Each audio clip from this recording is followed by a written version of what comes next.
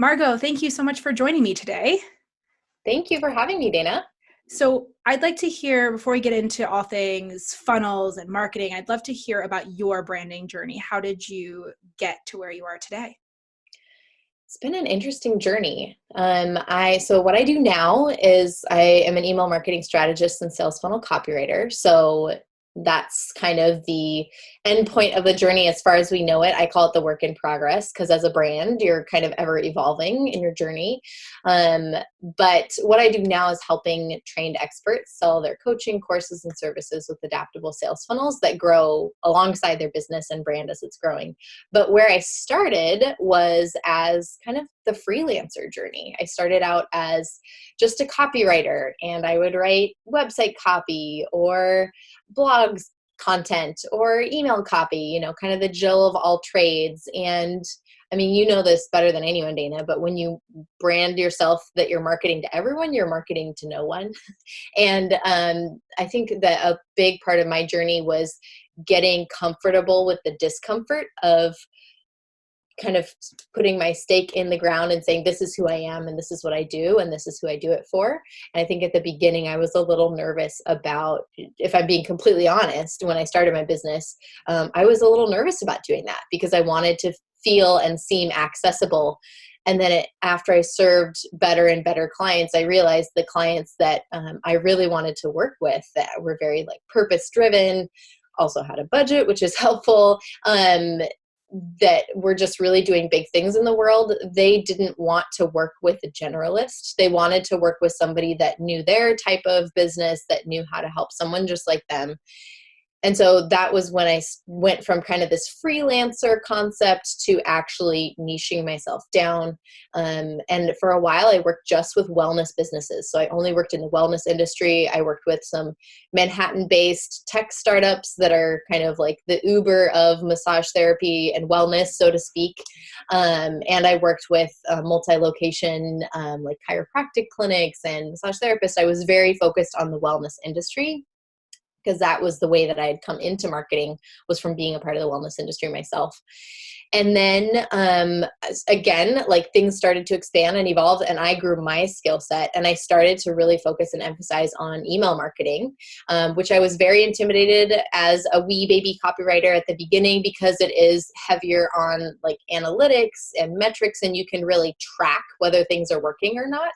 It's you can definitely do that with things like website copy too. You can use, heat maps and all kinds of things to know what's working in terms of branding and design on a website. But I started to really nerd out on the data that was accessible with email marketing, and got some higher level training and joined a mastermind. If you've heard of Val Geisler, did her mastermind, and she kind of helped shape my perspective on becoming a specialist. And so that was when my brand made a really big shift, actually at the very end of 2018, very beginning of 2019, to not just working with wellness brands kind of in this vertical specialty of I go really deep with one type of business and I do any kind of thing for them in terms of copy and marketing strategy, and became more of a horizontal specialist where I can work with a variety of different businesses.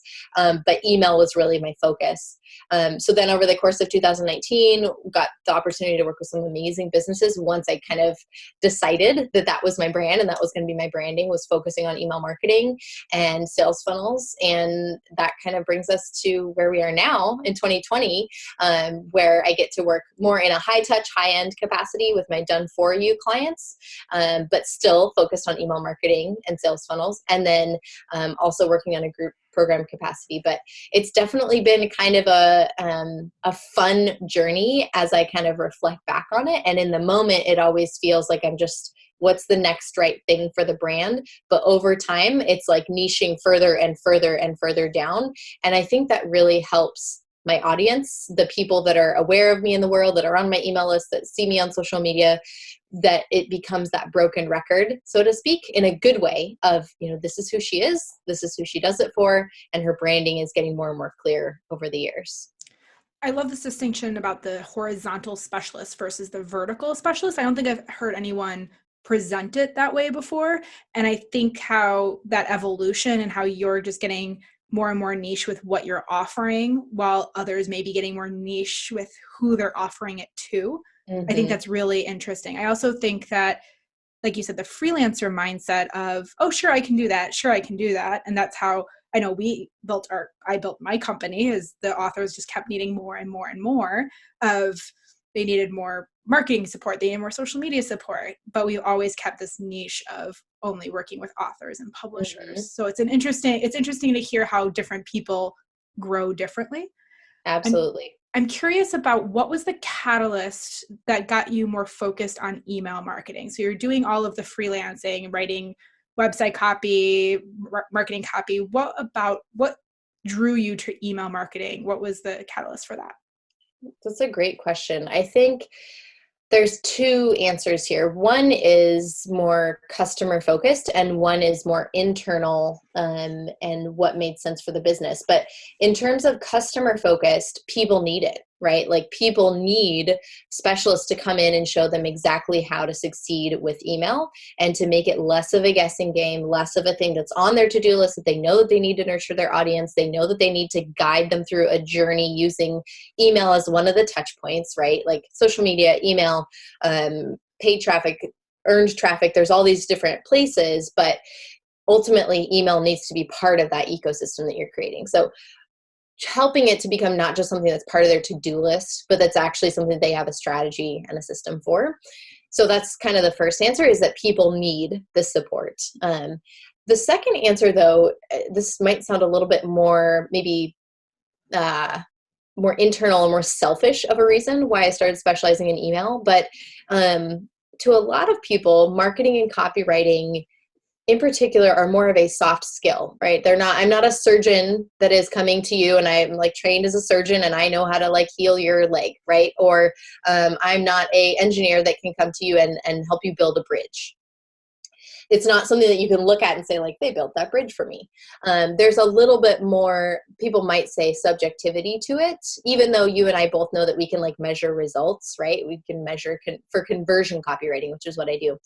And so I had this really strong desire to have my results more measurable, to actually have more of a structure that I was working within that would allow me to track, okay, does this type of email sequence, like creating our systems and saying, like, does this perform better than this other option here? And actually creating frameworks for that. And so once I decided I needed a specialty that I could kind of hang my hat on, it became clear to me that with email, it was much less subjective in a lot of ways because of the way that we can track things now. I know a lot of us get a little creeped out by that, right? Like when we're seeing so much specialization and personalization in terms of whether it's like ad placements, and all of a sudden it's like Amazon stalking us on every website that would go on with the like scarf that we looked at a week ago, and all of a sudden we see it everywhere. Or if it's, REI or some business sent us one email, we clicked a link in that email, and then we get 3 more emails about that tent that we looked at on REI's first email, because we know that they're personalizing things. But things just are more trackable. That's the world that we live in. And so that is what appealed to me about email. You can say the same thing about, specializing in Facebook ads, right? Like that's also very trackable. But email just felt more intimate to me. It's a more, you have been given permission to access that person when you're sending out email marketing versus interruptive marketing with ads, which I have no problem with at all. That just wasn't where I wanted to specialize. So those are the kind of 2 reasons. There was the external, like the customers need this, they're asking for it. Then there's also the internal, wanting to become more specialized in a very objective, trackable way to see what the results were. Yeah. That sounds so nice, to be able to measure your results and be able to deliver these things for your clients and just say, we did this, we improved it by this % or this amount. And because there's so much of what we do, like from a PR standpoint, like publicity, podcast interviews, it's very hard to track what's working and what's not. So I think it was a very smart move of you to move into something that that's really trackable and has a clear like ROI or a KPI that you can show your clients. Yeah. Especially when they're, like you said, you're doing like more high ticket done for you services. And so I'm sure they want to know, like, well, what can I expect to see? And having that data available seems like a really big asset. Absolutely. And if you think about a speaker, like a professional speaker or an author, or, a high level professional that's, going out and they're working on bringing in more leads for their business, they don't want to get in the weeds of why is this working or not working. They want someone to be able to tell them, like, here's the actual analysis. This is what we need to adjust to optimize it. Because I tell everyone, we don't launch any kind of sales system, call it an automation, call it a funnel or a customer journey, whatever you want to call it.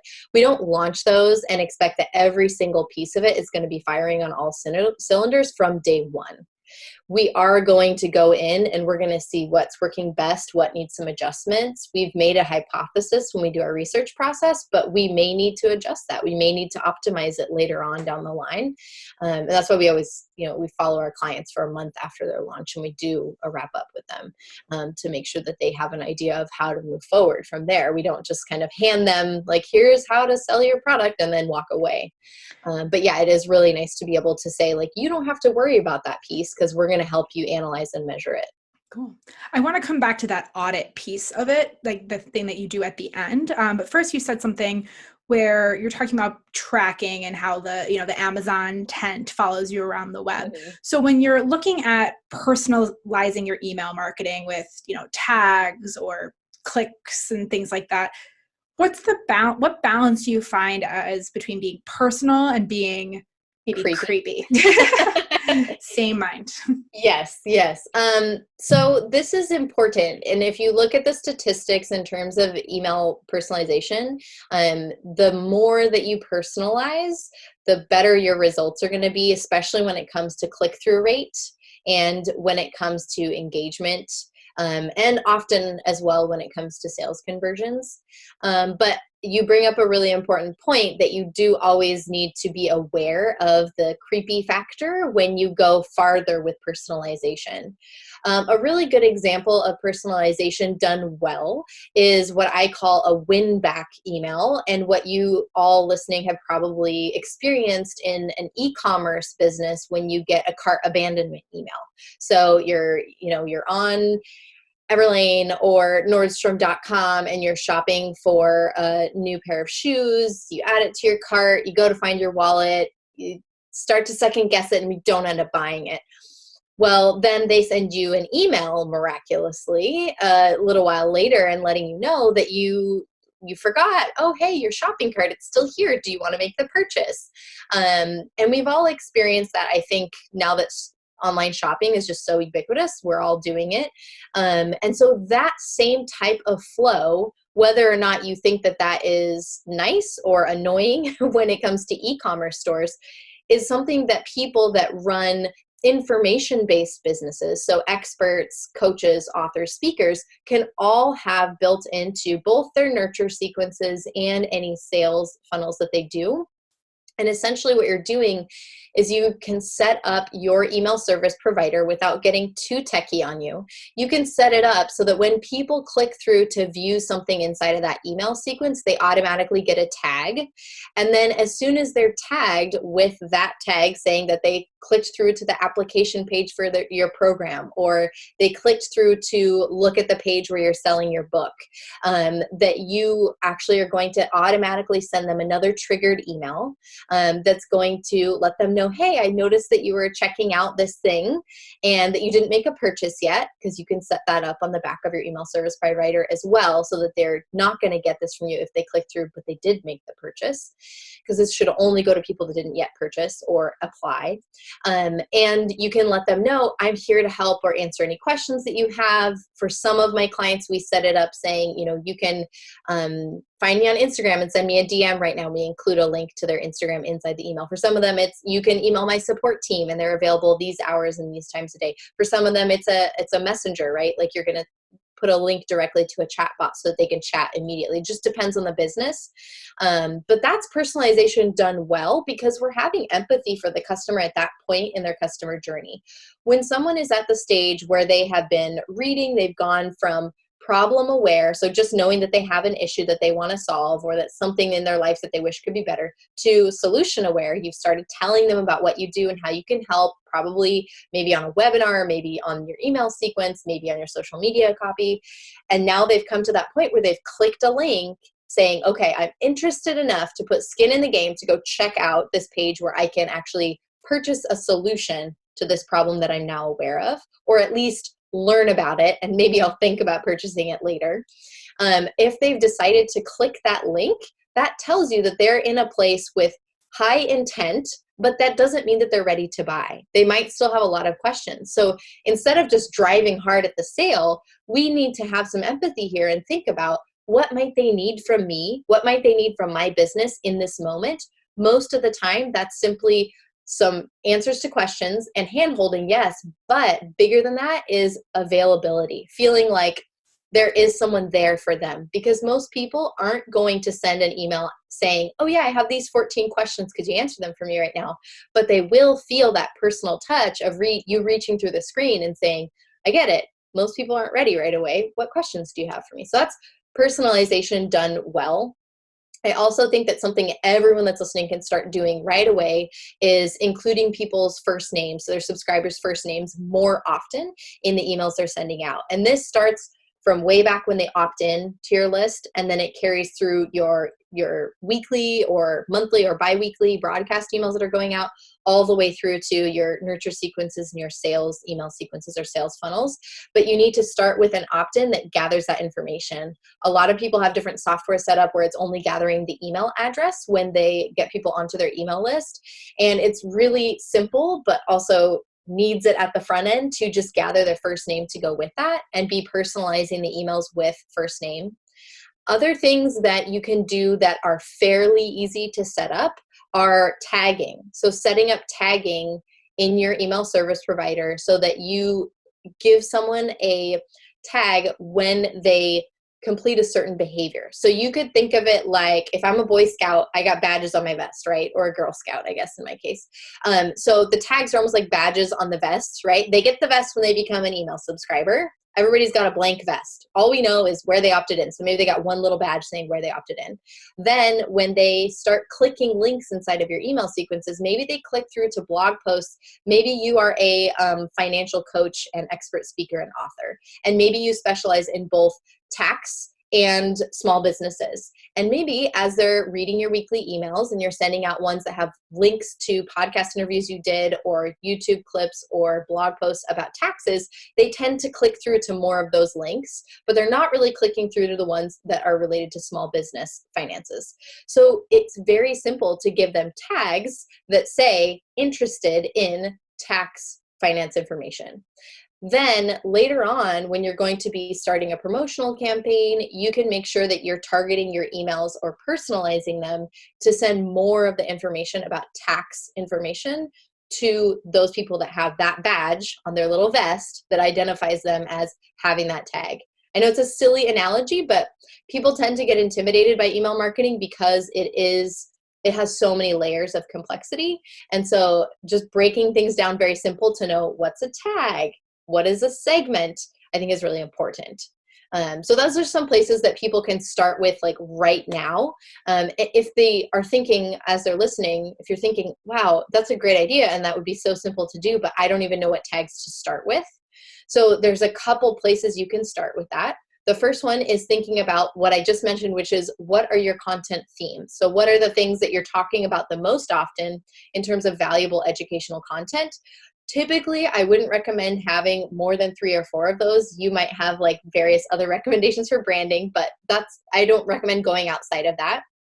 I'm not talking about the themes that you are talking about for yourself. Like if you're a smaller brand, you might be a kind of the face of your brand. And so you might talk about, like, for example, I like trail running and I live in the Pacific Northwest and I like gardening. That's not what I'm talking about when I talk about content themes. For me, it would be, empathy-driven marketing, email marketing, and sales funnels would be like content themes for me. So creating tags, first of all, related to content themes, And then the next thing that you'd want to do is make sure that you create tags related to the paid offers that you have, whether that's a book or whether that is, booking you for a speaking engagement, whether that is actually purchasing like maybe a digital product that you have to offer, but creating tags that would show that this person is a warm lead or an interested party for those offers. But the sky's really the limit with tagging. You don't need to go overboard, but it really helps you to keep your email marketing more clean when you know, okay, this person has shown me based on all these clicks that they've made, they've got like 12 pretty rainbow colored badges on their Girl Scout vest or Boy Scout vest. And so I have an idea more or less of the direction that that person is going to be interested in when it comes to my products. Does that help answer the question about personalization? Yeah, a bunch. I think that it helps identify one of the biggest objections to email marketing, which is I hate bothering people. Mm-hmm. And so if you are only sending email on topics that people have explicitly expressed interest in, you'll never be bothering them, right? Because Absolutely. they will, because you're sending them, they've shown that they are interested in branding or networking or whatever it is, and you're only sending them emails about that. So your open rates should go up and your engagement rate should go up and all of those things. You also said something that was interesting about the tagging for interest, but then also tagging for your paid offers. And I think this is actually a really good exercise for people to do, because if your topics and your paid offers are so different, then that's also probably a problem in your business, right? Mm-hmm. Absolutely. Yeah. I think because I talk a lot about productivity, but I actually don't have a paid offer linked to that. And so I always think about that when I'm like, oh, people are expressing interest in productivity, but it's not going to lead to anything necessarily unless I, create a planner or something. So I think that's a really good exercise for people to do. You said earlier something about empathy, and empathetic marketing is your jam. So can you talk a little bit more about this is your method for your company, is empathetic email and empathetic marketing. Tell us what that is and what the foundation of that is. Absolutely. So not a lot of people associate empathy with sales. And I get it, right? Like before I got into marketing, I had a background as a social worker, very different line of work, very heavily steeped in empathy. And so I think a lot of us have this mental construct of marketing and sales being more about pushing and less about attracting. And really my personal belief system is that any marketing done well is simply leadership. You're just leading something to the solution, someone to a solution for a problem that they've identified. And if you're push marketing, that's not leading them, right? That's trying to force them in a certain direction. So the reason that we have developed a system of empathy-driven email marketing is that basically we've discovered, shocker, I know, but the push marketing doesn't work so well. I think it did back in the early days of the internet because people just didn't even kind of know how to filter out push marketing from any other type of marketing. And so they were getting kind of sucked in, as they would personally describe it, sucked into these marketing campaigns for something they don't even need, right? Like they're buying it's kind of like those late night TV ads. You're just kind of like glazed over and you accidentally buy like remember ththose shaker weights, right? Like oh my gosh. My aunt totally bought one for like all of the nieces and nephews. And you buy it and you turn it on and it starts shaking in your hand and it's supposed to give you this great workout without you having to move at all, right? I hope you remember these things. No, I remember I think we bought the ab roller? Like yes. I remember the ab roller there was a lot of those. But I think the Snuggie started that way, yes. Right? But it is that push marketing.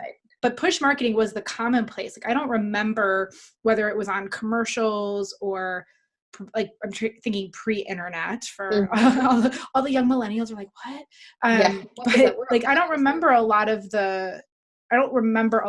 empathetic marketing. It was all very like fear-based, right? It was like the lose weight, get rich, all the short kind of like selling the dream or selling the shortcut versus hearing about people's challenges, or like this is the age of psychic hotlines. I remember growing up. Oh yeah. And preying on people's fears versus really understanding what people were needing and then delivering it. Absolutely. So like I mentioned, I was working in the wellness industry for quite a while, and there are a ton of ethical issues when it comes to marketing in the wellness industry, and ones that unfortunately there are some businesses out there that are just completely ignoring, and they're making claims that are um, just not only not legal to make, but they're also just there's no empathy. It's not treating people like a human anymore. They're using words and phrases and techniques that are they're going to prey on the vulnerable. Essentially, they're preying on people's fear. So essentially, we tested a lot of different things with clients, and what we found, this is when I said shocker, that when you put more research into understanding what your customer, your ideal customer is going through, when you actually speak and write and deliver your webinars and your video sales letters and all of that from the words and the perspective of your customer, your ideal customer, you actually have more success when it comes to sales, and you can sleep at night feeling really good about it. It's like bonus prize. And so that's when we realized, like, oh, okay, we're tapping into something really good here. And it's something that not enough people are talking about, because, there's probably people when they heard me introduce myself that just turned off this interview right away as soon as I said I'm a copywriter and I work in sales funnels, because there's these negative associations that I totally am aware of with marketing, because people have had those bad experiences and they do associate it with, no offense to the car salesmen that are listening to this right now. I have some in my family, but they think of like, oh, it's like a used car salesman, like the people being salesy or pushy. But really, if you're coming from a place of empathy, and I don't mean empathy in like a light, fluffy, airy sense. I'll talk more about how we create that structure and framework in a minute. But when you come at it from a place of empathy, it's a customer journey or a sales funnel that you can feel good about and that your customer feels good walking through. Even if they never buy what you're selling, they're going to walk through it and they're going to feel good about it. They're going to feel like a human reached out and touched them through a computer screen in a positive way, saying, this was a real relationship that this person was trying to have with me. And they really understood what I was going through. Because really, when it comes down to it being effective with selling anything in this world, including yourself and your own skills, boils down to two things. One is empathy. Do they believe that I understand them at a deep level and what they're going through? And the second one is authority. Do they believe that I have the skills and the expertise and the experience to actually get them the solution to the problem that they have? So that's like all of sales, whether it's like a, person on the corner trying to sell ketchup, or whether it is somebody trying to sell like high level sales contracts at Microsoft. Everyone is only going to make a decision based off of if they believe that you can empathize with them and if you have the authority to solve their problem. So the way that we do this in my business, we actually have a customer voice research process that we begin as soon as we start working with a new client. And if someone is in my group coaching program, I essentially teach them how to do this for their own business. Because before you ever sell anything, you need to understand the who much better than you understand the what. I don't care how great your product is. I don't care how many pages your book has. I don't care how unique your idea is. If you start with the what before you answer the question of who really is this person and what is this going to do for them, it doesn't matter that you can answer the what question and that you can like talk all about the features and how great your thing is. You need to understand the who first. So we start with the customer voice research process, and we have a specific way we design them, but we do a survey of the customers, our clients, their entire audience. So this is typically their whole email list. And then we do a survey of just the customer base for the offer that we're creating the sales funnel for. The reason why we want both separated is because we want to, when we create what we call our data tracker and our launch Bible, that we're going to actually show them all these research findings when we're through, we want to actually be able to compare it side by side. What's interesting, I just finished a project last month for a client who was planning to launch a podcast in the next 6 months. And that wasn't even what our project was about, right? We were just building a sales funnel for her business. And in the research process, we found out that while her paying customers were really just interested in tutorials on YouTube and seeing visual representations of how to get better at what she teaches people to do, her non-paying audience members were very interested in podcasts and spending a lot of time on podcasts. And the deeper we got into the research, we realized, okay, your customer base doesn't really associate this type of work that you help them with podcasting. And it actually caused our client to kind of postpone and possibly indefinitely cancel this concept of doing a podcast, because she realized if it's not going to be a revenue generating activity for me, if it's more of just kind of my brand lurkers that are interested in podcasts, then that's not where I should be investing time in my business. Sure, I might go be a guest on other people's podcasts and expand my reach that way. But as far as serving my own audience, it didn't make sense for her at that point in time once she saw the research. So those are kind of the fringe benefits. As we do this research process, we learn so much about what this person's audience or this business's audience wants from them. A lot of it starts with questions, though, that are about the customer. You know, I talk to people when they're interested in working with me, and I say, like, when was the last time that you talked to your customers? And they'll say, oh yeah, we do like an audience survey at the end of every year. It's great. Like, we find out what to write about for the next year. And I say, well, not about your product. I don't want to know surveys about, like, how did we do? Like, give us 5 stars, or just like, what kind of content did we put out? When was the last time you talked to them about their journey before they found you? Generally, I get crickets at that point.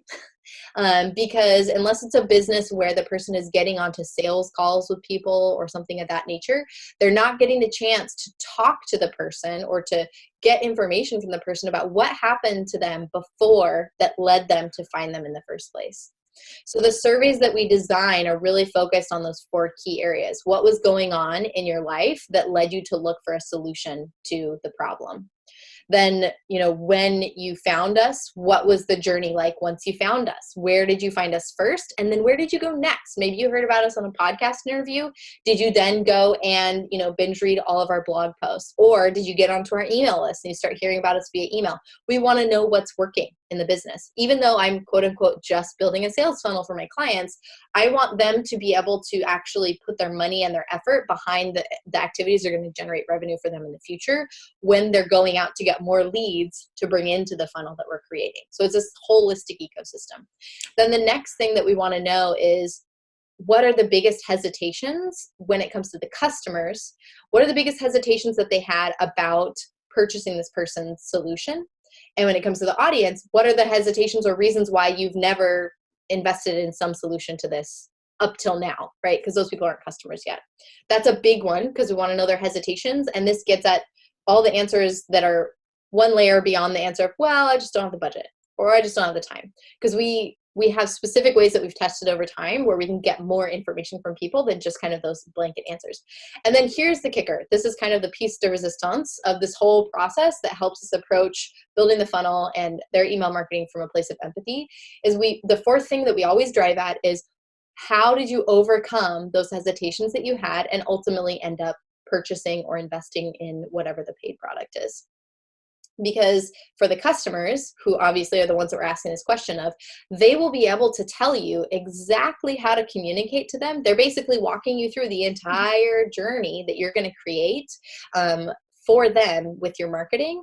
And the most important thing is not, well, why do you hesitate to buy something? The most important thing is, well, you overcame that hesitation, so tell me exactly how.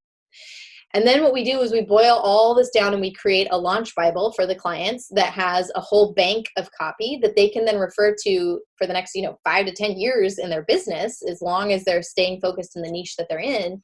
Because each little section of our research tracker, they can go and they might be writing a sales page 3 years from now, or having a team member work on it for them and think, oh man, I need something here about how to overcome their objections. They'll go over their launch Bible, they'll pull some of the quotes, and they'll actually be able to write copy based exactly around what the customer said. So the research process is, like, I would say 80% in terms of importance within the work that we do. It's super, super important. And unfortunately, I see a lot of people that are going and they're buying templates, or they're hiring a copywriter that can get it done in a week flat, or they're basically basing everything off of hope in the fact that they can just write something, or they can just record a webinar and set it up. And like, if they bought the right software from the right person, it'll just work, right? Because of these templates. And I couldn't feel more strongly that is not treating your humans, which are your leads, like humans. We need to treat them like intelligent, breathing beings and actually take the time to get to know them before we start writing this journey that we're going to lead them through. And I think about some of these emails that I've gotten over the years, and I think about if that person was face to face with me, they would never speak like that. They Ever. would never talk to me like that. Like, it's Mhm. go time now or never. What do you, like this really hard sales push? They would never do that face to face, but yet they feel that that is the way to do it in email. Mhm. So I'm curious, you said a number of things, but we only have an hour. So I would love to hear more about, because you do these services for clients, you have a lot more data than most people about the types of hesitations, challenges, what's making people overcome certain things. Are you seeing any patterns as you look at these surveys, these survey results for different clients? Are you seeing any patterns kind of either across the board or just in particular industries? Yeah. So what we do with this, and then I'll answer your question. What we do with the tracker is we always make sure that we boil it down, because it would be easy to get into the weeds and say like, oh, these are the 12 biggest objections to your offer. And it's like, okay, how am I going to deal with 12 objections? So we boil it down to 3, sometimes 4, but typically 3, that are like the core objections that we see, like the highest percentage, that it's just like themes over and over that we're hearing in the research. And I would say pretty much across the board, even B2B to B2C, like not just business to business, but also people that are selling things directly to consumers. Because I work, just for the listeners to have some context, I work with people that are, attorneys that are selling legal templates to online business owners and personal trainers and fitness professionals. I work with registered dietitians. I work with accountants. I work with people that are trained experts in something, but they're selling their expertise in a variety of ways. Maybe it's a digital product, maybe it's in-person services. So kind of a broad spectrum here. So I would say that there tend to be 3 core objections. The first one is, I don't know if I'll have enough time to make this work for me. So whether it's a book that they're thinking about buying, whether it's a course that they're thinking about purchasing and taking, whether it's a professional service like a therapist or a counselor or something like that, I don't know if I'll have enough time. And kind of the adjunct to that, or the other way of saying it, is I don't know if now is a good time in my life. So maybe somebody's like, well, maybe 6 months from now it'll be a better time. I don't know if now's the right time, or I just don't ever have enough time because I'm so busy. So that's one of the big common objections. The other one is, I've tried all these other things and spent, or unfortunately you hear this word, wasted money on these other options, and those didn't work. How do I know that this is going to be money well spent? And it's, again, like if you were talking to a friend about this, you would say like, that is a very valid concern, right? About any purchasing decision that you make in your life. I mean, maybe not like if you want cheese on your veggie burger or not, like that, just make a decision, right? But when it comes to like buying a couch or buying a car or any of these things, like why would this work better than these other things that didn't work well for me in the past? So that would be the second one. And then the third one, it does vary a little bit by industry, but it's basically boils down to authority. Like, do I trust that this person can help me solve this issue? So those are kind of the 3, I would say, not across all industries, but those tend to be the 3 that we hear a lot in the research. And then the answers to those, or the way that people overcome those objections, are really specific to the product and the industry. For example, in B2C, so business directly to consumer, like for example, in the health and wellness space, for a thyroid health coach or a fertility awareness coach. Those kinds of things are very personal, and they're very specific in not only how you would want to talk about them using an empathetic tone, but also legally how you're allowed to talk about them, because you can't technically make certain claims in your sales copy. And so with those, the kinds of things that we hear from people in terms of how they overcame their objections are different, because it wasn't a business decision, right? So we hear people talk about things like, well, I decided that it was my time to invest in something because there's no better investment than my own health. So that's going to be something that we use later on in the copy. What better investment will you ever make than into your own health and your own future, right? You're betting on yourself.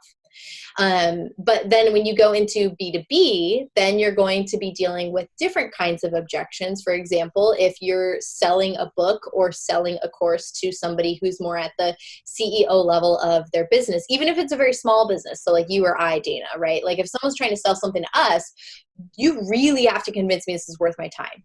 Like I've reached a place where I'm supervising enough other people that my time is at a premium at this point in my business, right? Like this is not like year 1, year 2, like, oh, that sounds interesting. Like maybe I'll try that out, right?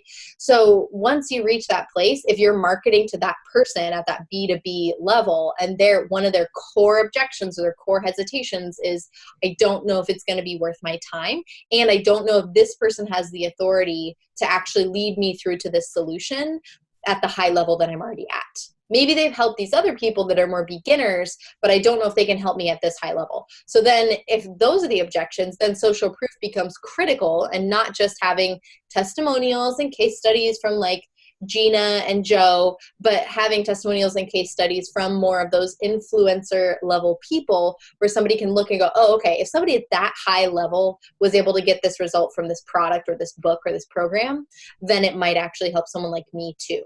So that's when influential social proof and not just generic social proof becomes important.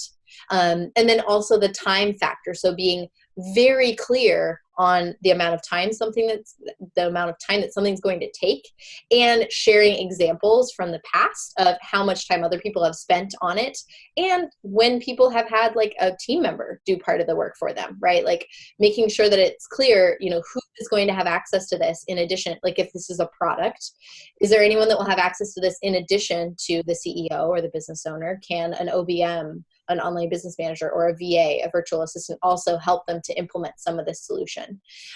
So those are kind of between B2B and B2C, the answers to overcome those objections does change a little bit. Yeah. But it seems like for the second 2 objections, the not sure if this is the right thing, and also if they are the person to teach it, it seems like that's where your nurture sequence becomes extremely important, because you need to build that trust with your audience. Can you talk a little bit about what a nurture sequence is for people who haven't ever listened to this podcast, and what and how you help clients, if you help clients, develop a nurture sequence outside the general like sales sequence? Totally. So my specialty is sales sequences, and I do, in select cases, sometimes do nurture sequences for folks. I'm going to talk about the nurture sequence on steroids in just a second. Remind me not to forget that. So a nurture sequence is essentially when somebody first puts on that little vest and says, I'm going to become a subscriber to your list, the very first thing that they're going to get from you. So it's going to be a short sequence of emails. And by sequence, I simply mean something that is sent out on an automated basis. So you're not sitting at your computer waiting and you get this notification, oh, I have a new subscriber. Okay, let me write this email for them, right? Like that's not what you're doing. Please, if anyone's doing that, stop right now. So a sequence essentially is an automated set of emails that you pre-wrote in advance, and you set it up to deliver to people on an ongoing basis after they opt in for your list. Let's say you have a PDF guide to the 5 pillars of your expertise, and they download that, then immediately they would get an email that delivers that to them. And typically a nurture sequence, I like to see 5 to 7 emails that are going to go out to them over the course of the following 1 to 2 weeks, that are going to deliver information that is going to educate them, so providing value, that is going to instill your authority in them, so letting them know that you actually have the authority to teach on this subject or to help them improve this problem that they're having.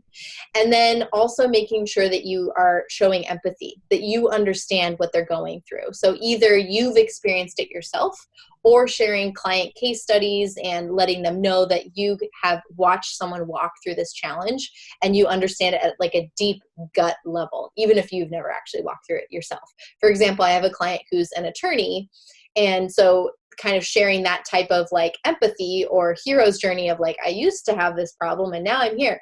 Well, her whole adult life, she's been an attorney. Like she's never been confused about what to do with legal because she's always had that knowledge. So for her, then the hero's journey is more about shining a spotlight on the people that she's worked with and showing that she is able to approach this from a very empathetic place, because she's not judging them for not having everything straight in their business yet. Like she knows at a deep level that this is challenging for people.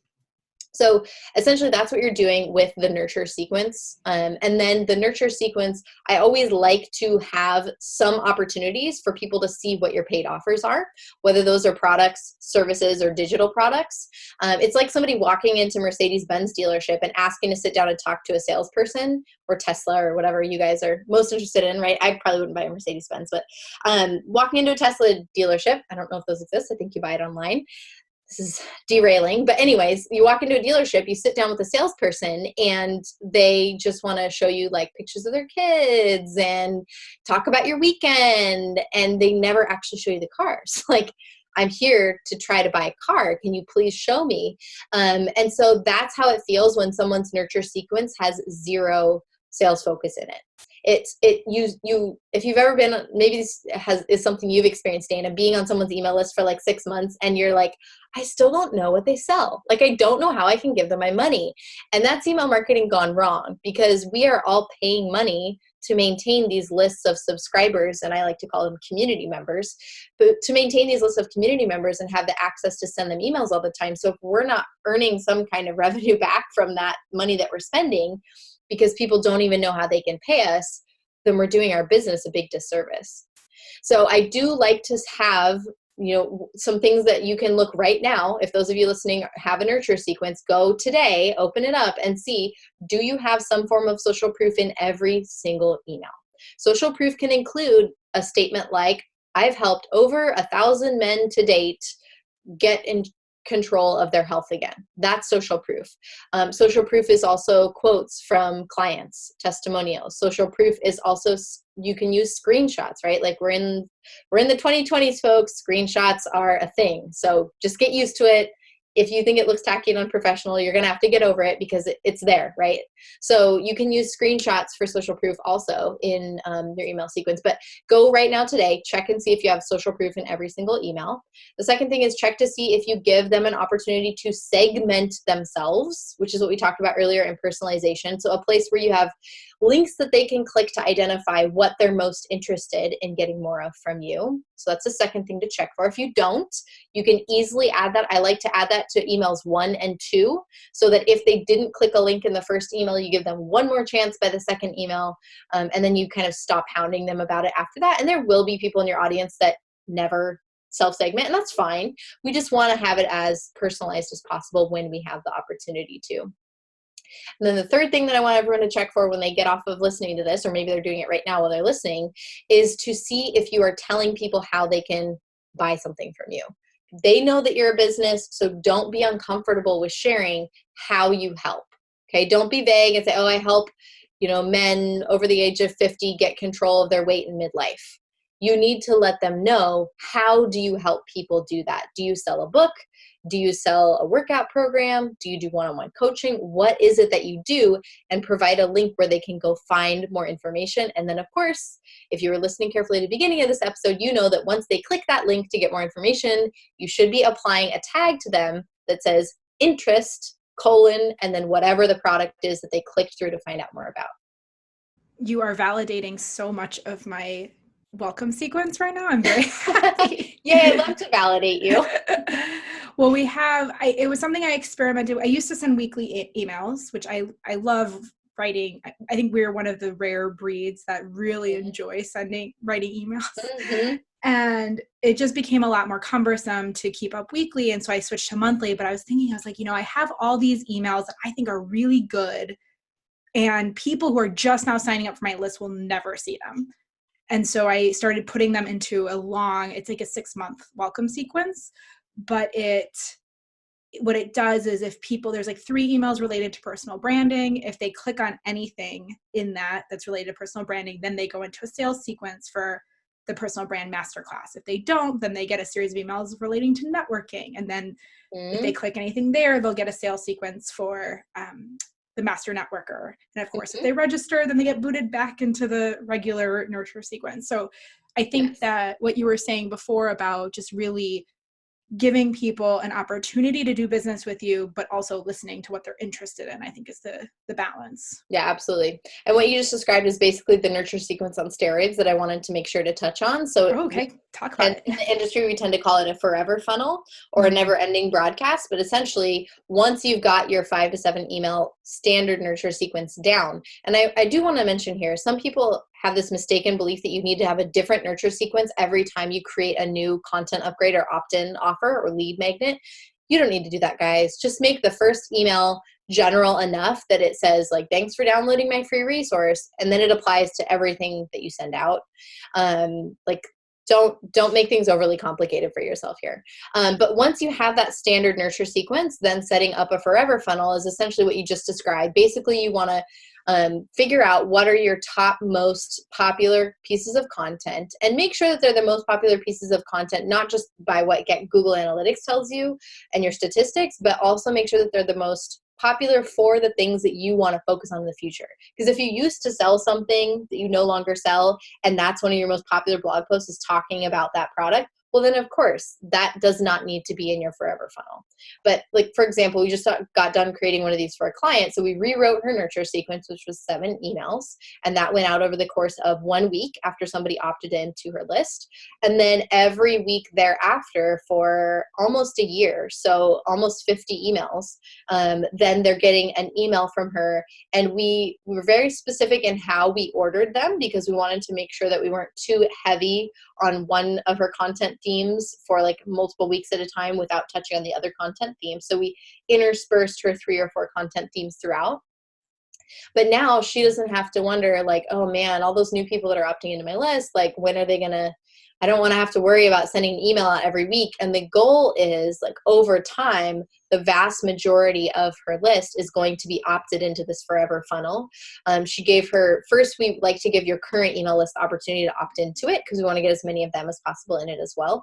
And then we set it up to go to any new subscribers. So that's the forever funnel, which I highly recommend for people that have a lot of brand assets out there, a lot of podcasts, a lot of YouTube videos or blog posts. But they want to make sure that their future subscribers or community members get a chance to see those from them as well. Yeah. Well, and the other benefit of it is educating, because I think someone who comes into our, just like with podcasts, someone listening to this, who this is their first episode, a lot of the, like I said, the nurture sequence, the email marketing, the sales funnels, they may be like, what? Like, what are they talking about? But the people who are longtime subscribers are like, we've been there, done that. We know this. And so having a funnel allows people to get educated and kind of catch up to everyone else that has been on the list for a long period of time. Right. Absolutely. So I'd love to stay and chat with you for a long time, but we are running out of time. I'd love to hear your group program is launching in March, or the doors are opening in March. Can you tell us a little bit about that? Because I assume that a lot of people listening are like, "Whoa, this sounds like a lot of work. I would like some guidance and some guidance and some hand-holding and some maybe accountability." So tell us a little bit about your group program and how people can get involved. Yeah, absolutely. So like I mentioned earlier, the 2 ways that I work with people are kind of my high touch, done for you funnel build intensives. And those happen either in person in Bellingham, Washington, or digitally over Zoom.